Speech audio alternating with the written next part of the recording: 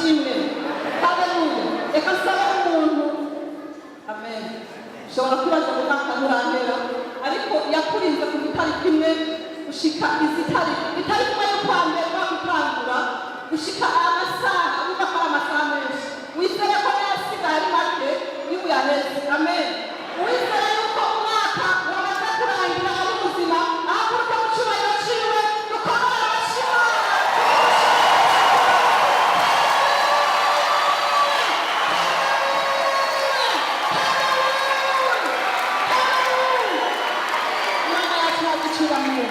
Yesu ashimwe cyane. Ntari bishimye niho ryo kw'Imana. Amen. Atakwitambira kwihimbaza no kwitaza. Haleluya. Ushobora kuba uyu mwaka ibyo wari wateguye bitagenze uko wari wabipanze. Amen. Ariko wibuke yuko hariho n'ibindi utari wateguye Imana yagukore. Amen. Nubabazwa n'ibyo wari washatse gukora ntibyakunda. Hariho n'ibindi utari wateguye gukora Imana ibigushyiramo urabikora. Reka kugira ngo yicubahire Imana. Haleluya. Yesu ashimwe cyane. Imana ishimwe. Ari impamvu yo kuririmba ishimwe ry'Imana. Amazina yanjye nitwa Natsinde Ingabire. Amen. Abasanzwe kuririmba indirimbo y'Imana no munsi nateguye kajya kuba hano gufasha mwene data Abel akaba n'abaririmbyi ari indirimbo z'Imana kandi tukaba duhuye mu mugwi umwe w'abaririmbyi bitwa GTV. Haleluya. Reka nsanga mu GTV amaze gushika hano aduze ukuboko agire gutya. Haleluya. Haleluya. Imana yacu ntagucyubahiro. Yesu yaduteye iteka ryo kuba hano kubw'ibyo rero kuririmba indirimbo ivuga ngo ari ishimwe Mana. Ukaba wumva ko ufite ishimwe nawe muri aya mezi 12 niba hariho umunsi w'Imana afite icyo yakoze ku buzima bwawe, niba nta icyo yakoze kuri uyu munsi ujya kwanga kubona ukomeye uze guhaguruka ukadufashanya ubwira Imana ati Imana ndagushimiye. Reka nsaba abagenzi bari hano urazi ko turi umwe muze hano kugira ngo dufashanye kwishimira Imana yacu. Imana ihabwe icyubahiro. Umugenzi ari hano ahaguruke hano imbere kugira ngo dufatanye kwicubahiro Imana yacu ishimira kuko yakoze byinshi mu buzima bwacu. Imana ishimwe.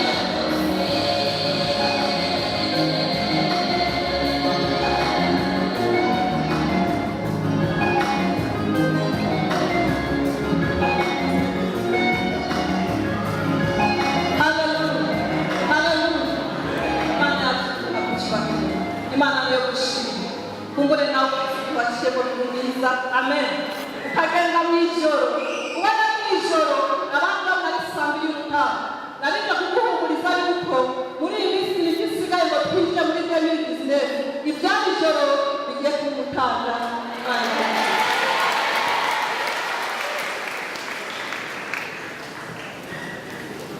Yesu ashimwe.